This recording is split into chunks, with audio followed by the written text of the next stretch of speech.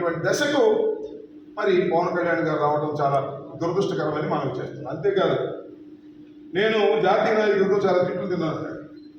తిట్టరు అది జాతీయ నాయకులు, నువ్వేమో బీజేపీతో పొత్తులో ఉంటావు, చంద్రబాబుతో మాట్లాడతావు, చంద్రబాబు జైల్లో ఉంటేనేమో జైలుకి వెళ్ళి పలకరిస్తావు, పలకరించి బయటకు వచ్చి నేను చంద్రబాబు కలిసే పోటీ చేస్తున్నాం అని అంటావు.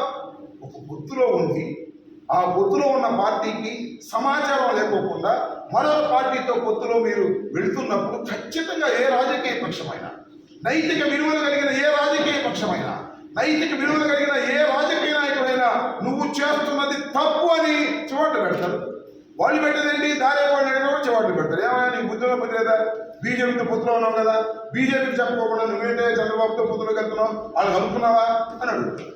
అందువల్ల అనేక చివాట్లు నువ్వు తిన్నా రాబోయే కాలంలో మరిన్ని చివాట్లు తినేటటువంటి పరిస్థితి కూడా ఏర్పడుతుందనే విషయాన్ని దయచేసి పవన్ కళ్యాణ్ గారు గమనించాలని ఈ సందర్భంగా నేను మనవి చేస్తున్నా. సరే, పవన్ కళ్యాణ్ గారికి ఇంతవరకు పొత్తు అన్నారు, కానీ ఆ పొత్తు ఎక్కడ పొడిచిందో అర్థం కావట్లా, ఎన్ని సీట్లు ఇస్తారో అర్థం కావట్లా, ఈయన ఎన్ని పోటీ చేస్తాడో ఈయనకి అర్థం కావట్లా.